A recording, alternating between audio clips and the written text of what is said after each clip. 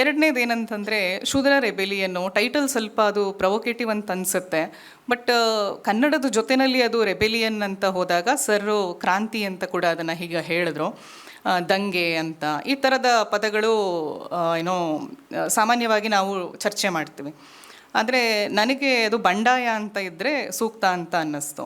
ಯಾಕೆ ಅದು ಬಂಡಾಯ ಅಂತ ಅನ್ನಿಸ್ತು ಅಂತಂದರೆ, ಬಂಡಾಯ ಅನ್ನೋದು ಒಂದು ರೀತಿಯ ತತ್ವಾಧಾರಿತವಾದಂಥ ಒಂದು ಪ್ರತಿರೋಧ, ಒಂದು ಸೈದ್ಧಾಂತಿಕವಾದಂಥ ಪ್ರತಿರೋಧ. ವೇದಿಕೆ ಮೇಲೆ ಉಪಸ್ಥಿತರಿರುವಂತಹ ಎಲ್ಲ ಗಣ್ಯರೇ, ಹಿರಿಯ ಸಾಹಿತಿಗಳೇ, ವಿಚಾರವಾದಿಗಳೇ ಹಾಗೂ ವೇದಿಕೆ ಮುಂಭಾಗದಲ್ಲಿ ಆಸೀನರಾಗಿರುವಂತಹ ಎಲ್ಲ ಓದುಗರೇ, ಎಲ್ರಿಗೂ ನನ್ನ ಪ್ರೀತಿಯ ನಮಸ್ಕಾರ. ಬಹುಶಃ ಈ ಅನುವಾದದ ಅವಕಾಶ ನನಗೆ ಸಿಕ್ಕಿದ್ದು ನನ್ನ ಸದವಕಾಶ ಅಂಥೇಳಿ ನಾನು ಭಾವಿಸ್ತೀನಿ. ಈ ಹಿಂದೆ ನಾನು ಯಾವುದೇ ಥರದ ದೊಡ್ಡ ಮಟ್ಟದ ಅನುವಾದಗಳನ್ನು ಮಾಡಿರಲಿಲ್ಲ. ಕೇವಲ ಚಿಕ್ಕ ಪುಟ್ಟ ಬಿಡಿ ಲೇಖನಗಳನ್ನು, ಕವಿತೆಗಳನ್ನು ಮಾಡ್ತಾಯಿದ್ದೆ. ಒಮ್ಮೆ ಧನಂಜಯ ಸರ್ ಫೋನ್ ಮಾಡಿ ಈ ರೀತಿ ಶೂದ್ರ ರೆಬೆಲಿಯನ್ ಅನುವಾದವನ್ನು ಮಾಡಿಕೊಡ್ತೀರಾ ಅಂತ ಕೇಳಿದಾಗ ನನಗೆ ಒಂದು ಕಡೆ ಖುಷಿ ಆಯಿತು. ಯಾಕೆಂದರೆ ನಾನು ಕಾಂಚೈಲಯ್ಯ ಸರ್ ಅವ್ರ ಬಗ್ಗೆ ತುಂಬ ಕೇಳಿದ್ದೆ. ಸಂಶೋಧನೆ ಮಾಡುವಂಥ ಹಂತದಲ್ಲಿ ಓದಿದ್ವಿ, ತುಂಬ ಹಲವಾರು ವಿಚಾರಗಳನ್ನು ನಾವು ರಿಸರ್ಚ್ ಟೈಮಲ್ಲಿ ಡಿಸ್ಕಷನ್ ಮಾಡ್ತಾಯಿದ್ವಿ. ಬಟ್ ಒಂದು ಕಡೆ ಖುಷಿ ಆಯಿತು, ಬಟ್ ಇನ್ನೊಂದು ಕಡೆ ಅಷ್ಟೇ ಭಯನೂ ಆಯಿತು. ಹೇಗೆ ಅದನ್ನು ಕನ್ನಡೀಕರಿಸೋದು ಅಂಥೇಳಿ. ಆಗ ಗೆಳತಿ ಭಾರತಿ ದೇವಿಯವ್ರ ಜೊತೆಯಲ್ಲಿ ಮಾತಾಡಿದಾಗ ಒಂದು ಕ್ಲಾರಿಟಿ ಸಿಕ್ತು. ಅವ್ರು ತುಂಬ ಎನ್ಕರೇಜ್ ಮಾಡಿದ್ರು, ಇಲ್ಲ ಇದನ್ನೊಂದು ಚಾಲೆಂಜಾಗಿ ತೊಗೊಂಡು ಮಾಡಿ ಅಂಥೇಳಿ.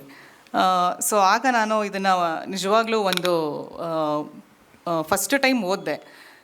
ಮೊದಲನೇ ಬಾರಿ ಓದಿದಾಗ ಮತ್ತೆ ನಾರಾಯಣ್ ಸರ್ ಹೇಳ್ದಂಗೆ ಸಾಕಷ್ಟು ಒಂದು 3-4 ಸಲನೇ ಓದಿದ್ದೀನಿ.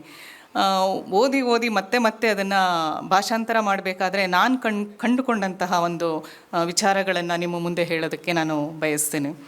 ಮೊದಲನೇದು ಏನಂತಂದರೆ, ಇಷ್ಟೊಂದು ಸುಪ್ರಸಿದ್ಧ ರಾಜಕೀಯ ಚಿಂತಕರ ಶೂದ್ರ ರೆಬೆಲಿಯನನ್ನು ಕನ್ನಡಕ್ಕೆ ತರಬೇಕಾದ್ರೆ ಇದು ನಿಜವಾಗ್ಲೂ ಒಂದು ಚಾಲೆಂಜಿಂಗ್ ವಿಚಾರವೇ ಆಗಿತ್ತು.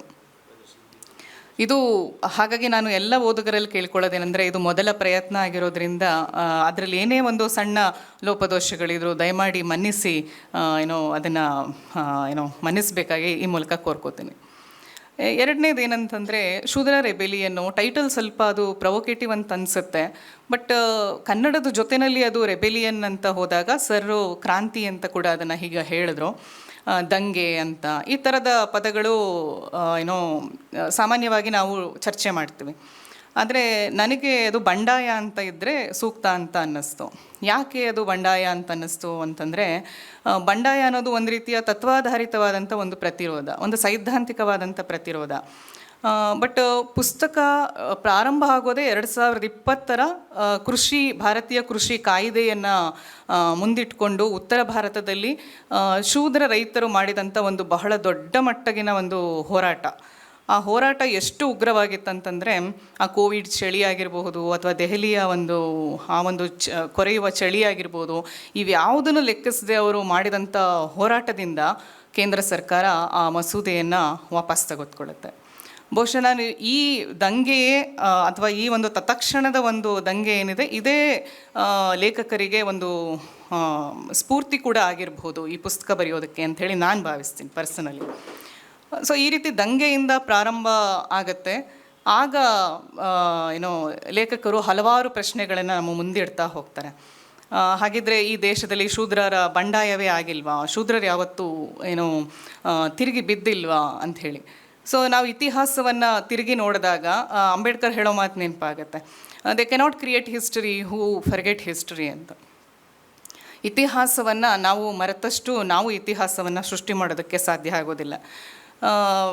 ನಾವು ಏನಂದ್ಕೋತೀವಿ ಅಂತ ಹೇಳಿದ್ರೆ, ಶೂದ್ರ ಬಂಡಾಯ ಈಗ ಸರ್ ಆಗಲೇ ಮಾತಾಡ್ತಾ ಇರೋ ಹಾಗೆ ಇತಿಹಾಸದುದ್ದಕ್ಕೂ ಅದು ಬಂಡಾಯಗಳು ಅಥವಾ ದಂಗೆಗಳು ಅಲ್ಲಲ್ಲಿ ಹೇಳಿರಬಹುದು. ಬಟ್ ಕಾಂಚೈಲಯ್ಯ ಸರು ಇಂಟ್ರೆಸ್ಟಿಂಗ್ ಆಗಿ ಕೆಲವೊಂದು ಸಂಶೋಧನೆ ಮಾಡಿ ಕೆಲವೊಂದು ವಿಚಾರಗಳನ್ನು ಹೇಳ್ತಾರೆ. ಅದು ಶಾಹು ಮಹಾರಾಜ್ ಅವರು ಅಂದಿನ ಗವರ್ನರ್ ಸೈಡನ್ ಹ್ಯಾಮ್ಗೆ ಬರೆದಿದ್ದ ಲೆಟರ್ ಆಗಿರಬಹುದು.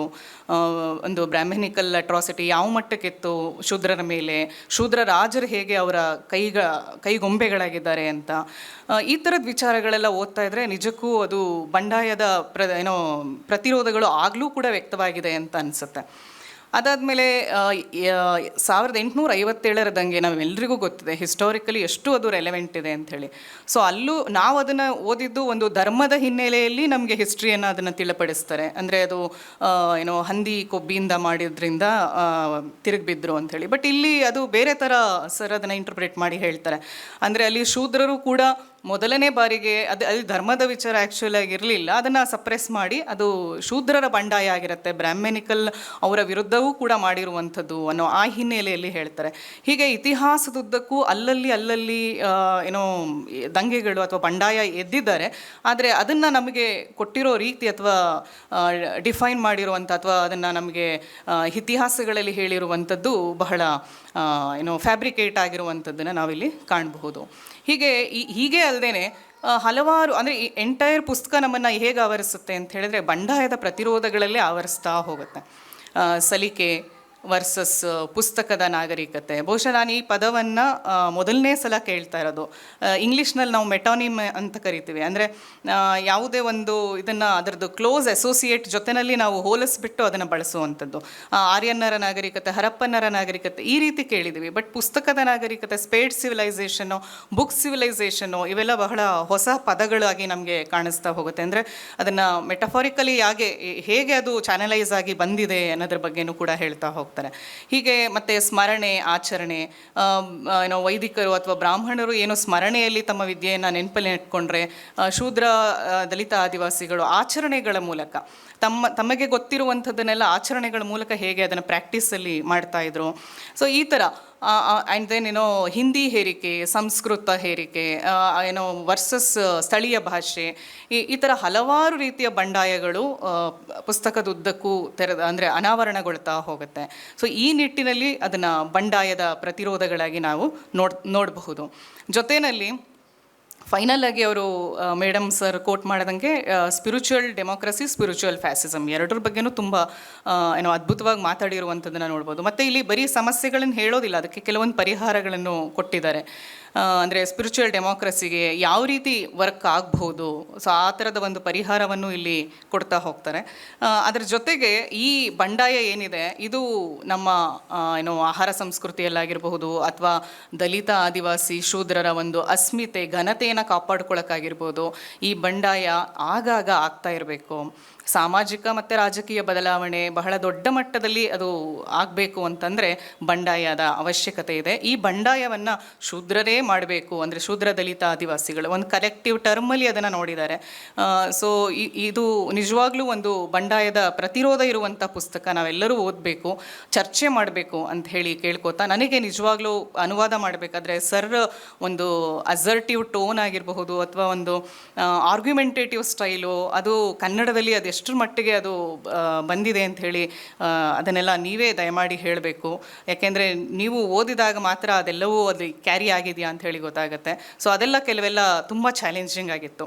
ಸೊ ಇಂಥ ಒಂದು ಉತ್ತಮವಾದ ಪುಸ್ತಕವನ್ನು ಅನುವಾದ ಮಾಡಿಕೊಡೋದಕ್ಕೆ ನನಗೆ ಅವಕಾಶ ಮಾಡಿಕೊಟ್ಟಂತಹ VLN ಸರ್ ಆಗಿರಬಹುದು, ಜೀರುಂಡೆ ಪ್ರಕಾಶನದ ಧನಂಜಯ ಸರ್ ಆಗಿರಬಹುದು, ಮತ್ತು ಗೆಳತಿ ಭಾರತೀ ದೇವಿಯವರ ಒಂದು ಬೆಂಬಲ, ಎಲ್ಲರಿಗೂ ನಾನು ಈ ಮೂಲಕ ಕೃತಜ್ಞತೆಗಳನ್ನು ಹೇಳೋದಕ್ಕೆ ಬಯಸ್ತೇನೆ. And meanwhile, it has been a true honor for me to translate this work, which has a which has a text of such a depth and insightful one. I think this text is not simply a text; it is a voice, a vision of Shudras and Dalits of this country. So definitely the book is going to catalyze the minds of the readers. So I take this opportunity to thank each and everyone who helped me to accomplish this task. Thank you one and all.